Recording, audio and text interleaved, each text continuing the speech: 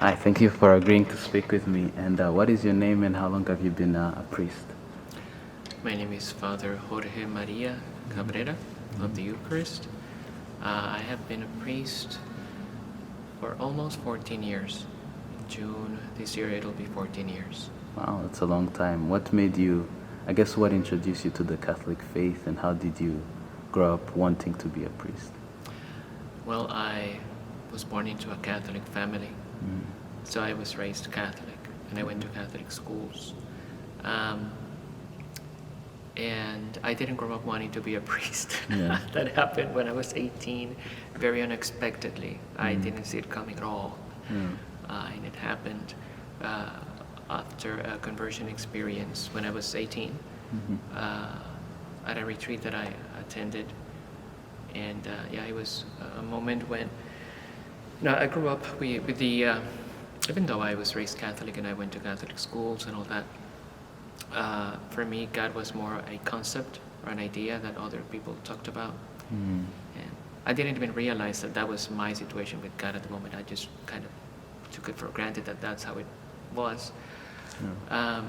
But then when I went to this retreat, it was a very profound encounter with Jesus Christ as a living, real person who is both God and man and who actually knows me by name and for some reason loved me unconditionally. So that was like a very important step. I didn't think of being a priest right away when I went to the retreat. Some months happened, and after the retreat, I made a commitment to live a life of prayer and going to Mass regularly, even during the week sometimes. And it was in that context that I've really felt called to be a priest. How long does it take, I guess, to go through seminary and become a priest? Well, in my case, as a religious, because as priests can be either religious priests or diocesan priests. What's the difference? Diocesan priests are the priests who work directly for a diocese, for example, the Archdiocese of San Antonio. Their boss, if you may, is the bishop. And they usually, they most of the time do parish work. They work at a parish as a pastor, usually. They don't live in community. And they make up promises of obedience to the bishop and of chastity. That's basically it. But us religious, we belong to a religious congregation that has a particular spirituality. In my case, I belong to the Discalced Carmelites, a religious order that originated at Mount Carmel in Israel. That's why we're Carmelites. And we live in community. We make a vow of poverty as well, which means we share everything in common. We don't hold things privately. Any income we earn is not for me, it's for the community. So in our case, formation takes longer, like maybe 1 or 2 years longer than priests, because when the candidate enters our religious group, the Carmelites, before beginning formal studies in the seminary, they have to have like a couple of years of formation with us first. And then the candidate goes to more formal philosophical and theological studies at the seminary. Wow, that's a lot of spiritual formation to transform to be able to live such a way. That's amazing. Wow. And so I come from a more Protestant faith. I grew up Catholic, but I found myself, feeling like there's a distance between me and God. And so to find that relationship, I think I saw it being offered more in the Protestant kind of tradition of Christianity. So how does the Catholic Church kind of highlight that relationship with Jesus, that relationship with God, and instead of, because most people see the Catholic Church as more of a tradition than an actual relationship with God, how does, in your opinion, how can people experience the love of Christ in the Catholic Church?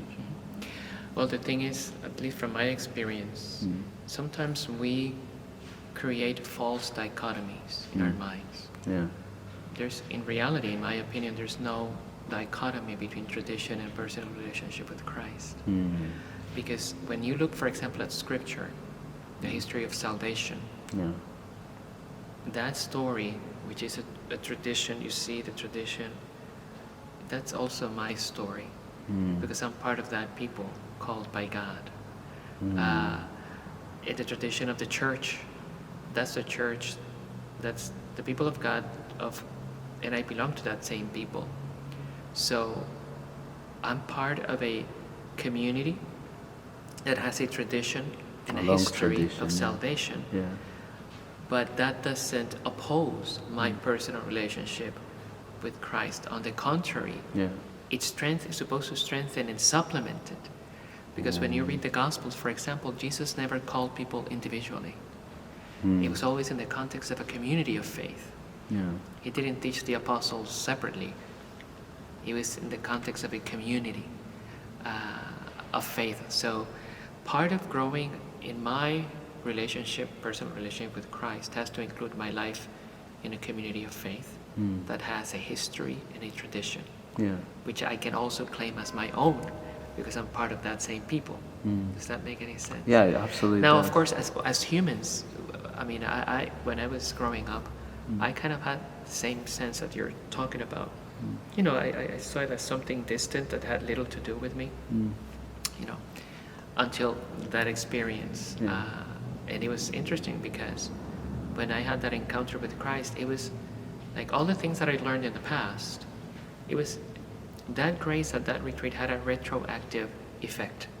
What does that mean? In the sense that I could see in my past and all the things that I had learned, and all of a sudden they were so meaningful. All of a sudden they made sense. Yes, it was like retroactive. Yeah. It was active and effective in the past, going to the past and to the present. I can resonate with that. You know, it's like, oh my gosh, I mean, this makes perfect sense, and it has to do everything with me. You know, I thought it was just like information. True. Like, you know, like I grew up knowing of the Bible and knowing of the scriptures, but like once you start to dig in and living it out, I think it starts to,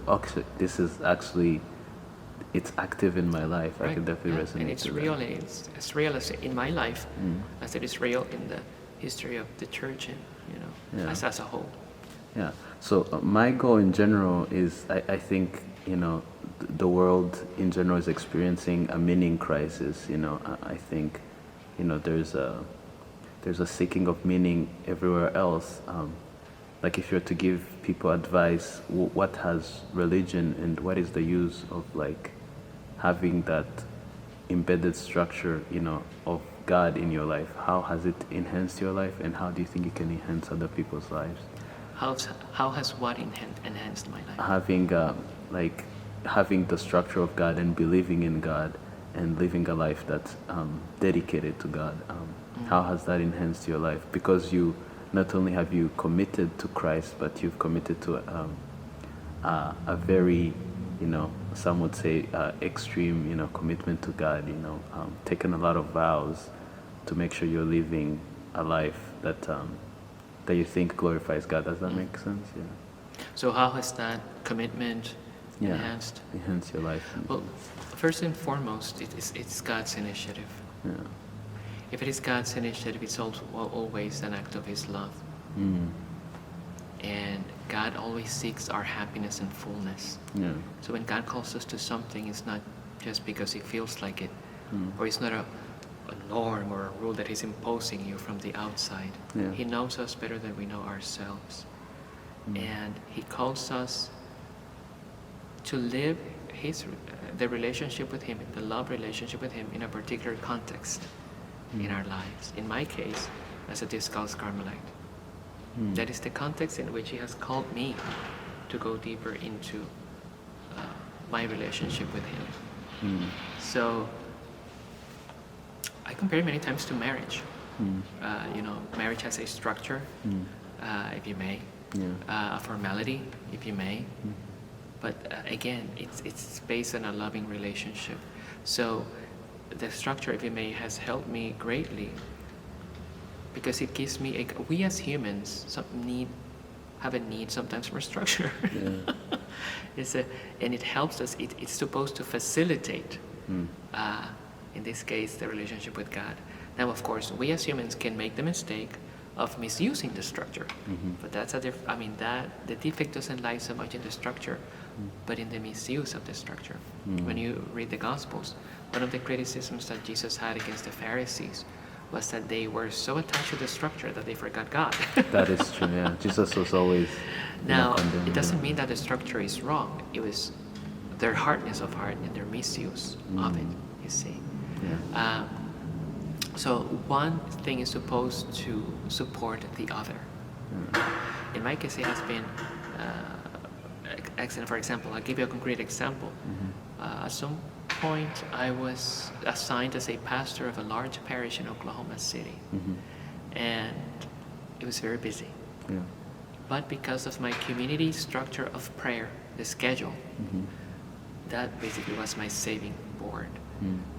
Because it held me accountable to be there present for prayer times with my community.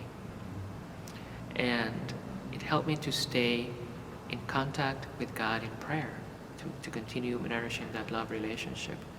And because of that, I was able to do the work I had to do, pastoral work, without losing focus of the purpose, without being burned out, without becoming completely disoriented of, work.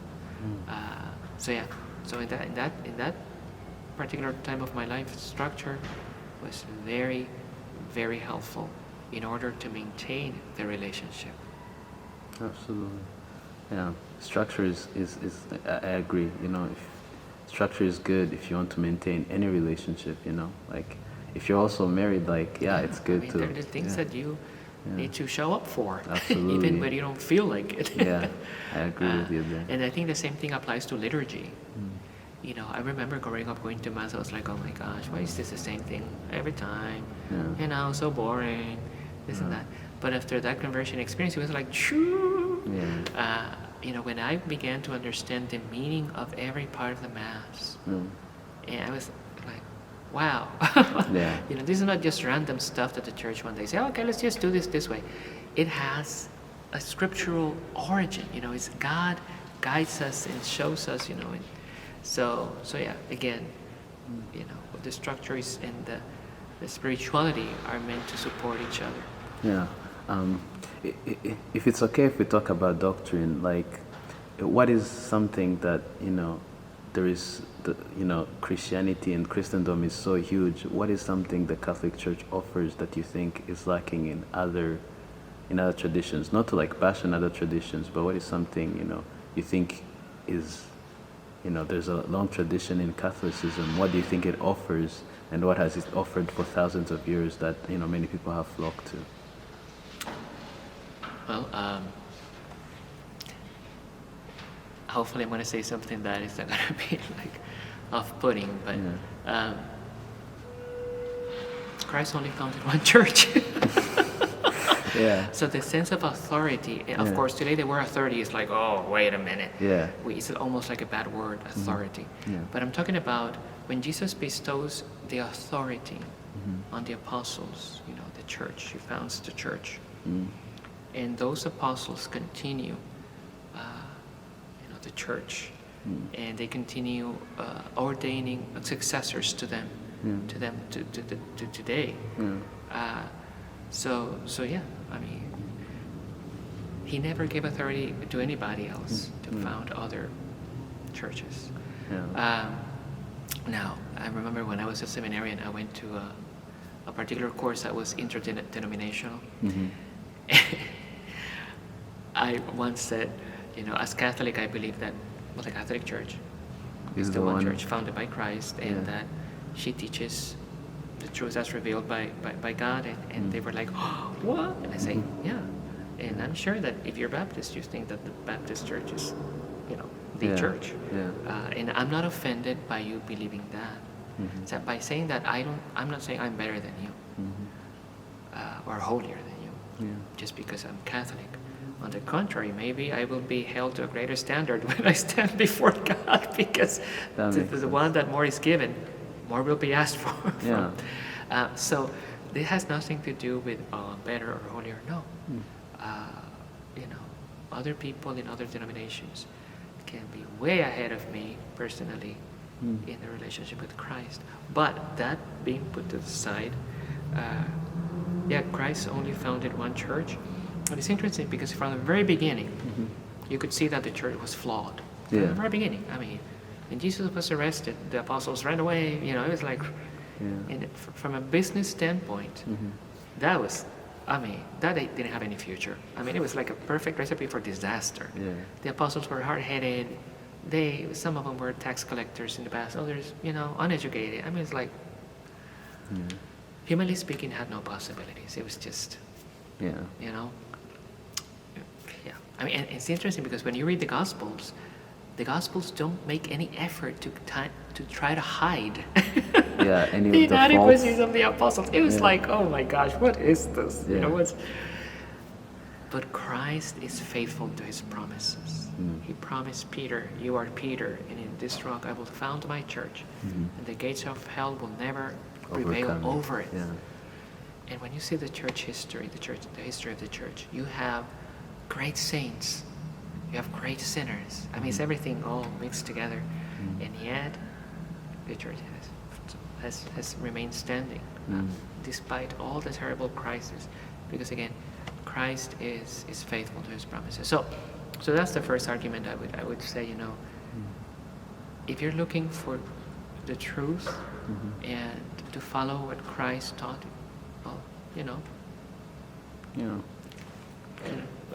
now, because you see with the rise of different denominations, of course, you have so many. I think Christianity now has most of the denominations than any other religion. It's like, okay, so which one?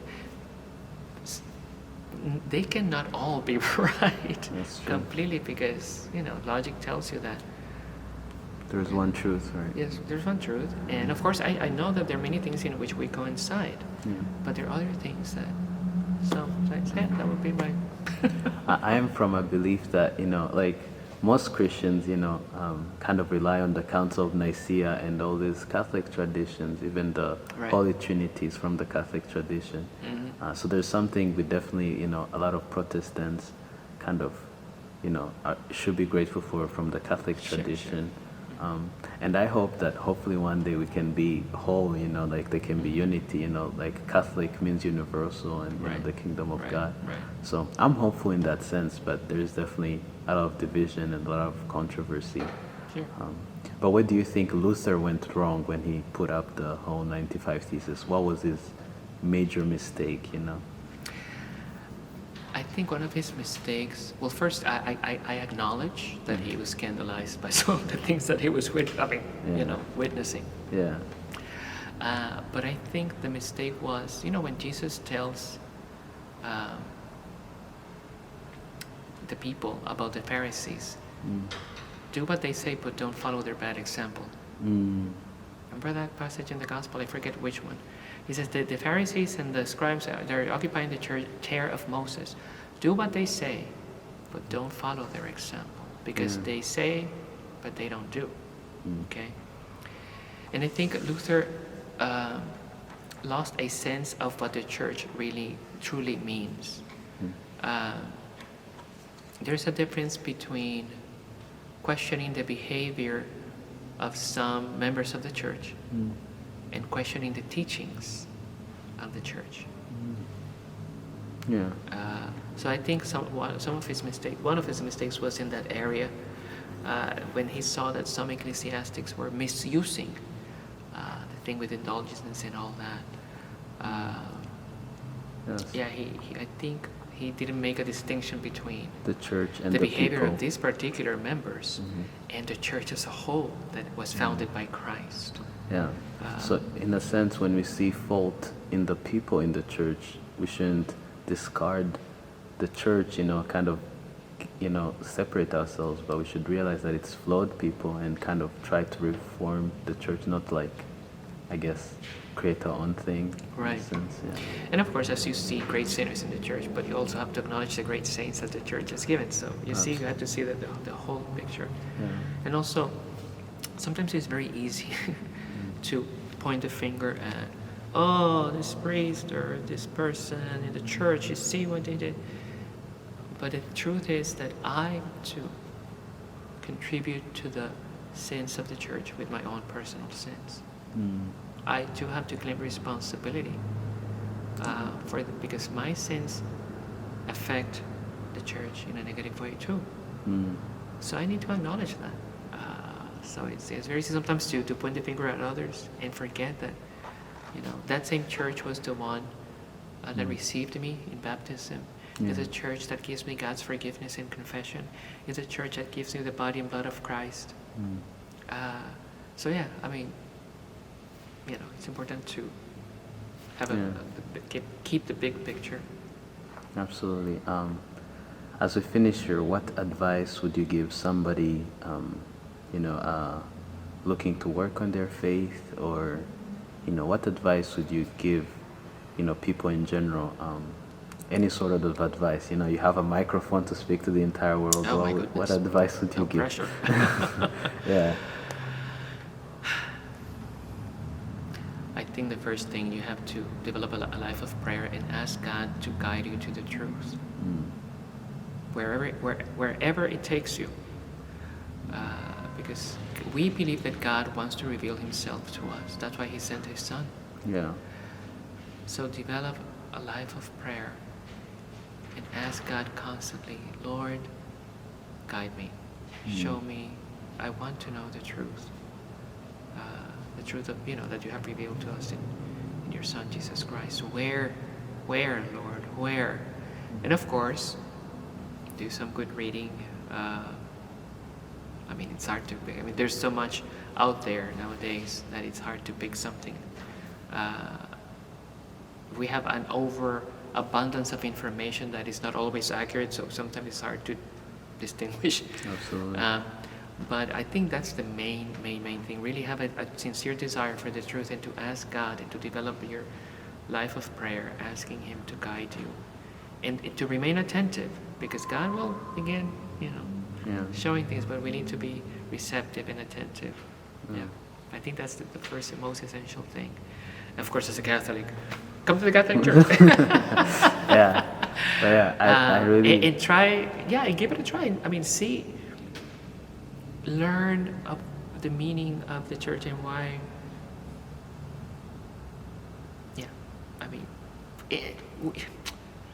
I was talking not long ago to somebody, actually, somebody that I just met casually, and she was telling me, I grew up Catholic, but I stopped going, but it was so boring to me, and because I talked to my Protestant friends, and they were all having so much fun in their services. It was so interesting. And I said to her, well, first, yes, I acknowledge that some of us priests, we need to work on making our homilies, our preachings more meaningful. And to do a better job educating people, for them to understand what the Mass is about and the reason. But apart from that, we live in a culture where we think that faith is entertainment. That I need to have a good time, and that I'm going to have fun, and it's going to be great. I'm going to have a spiritual high every single time, and it's like woo-woo all the time. And when you read the Gospels, what Jesus describes, what it means to be a disciple, entertainment is not top on the list. It's carry your cross. It's very... Exactly, sacrificial self-giving. Now, I'm not saying that we should make our services purposely boring. But what are you looking for? Are you looking for the truth that will set you free, or are you looking for entertainment and feeling good all the time, have a spiritual high? So that's something very important to keep in mind. Wow, that was very enlightening. Thank you so much for agreeing to talk with me. Yeah. Awesome.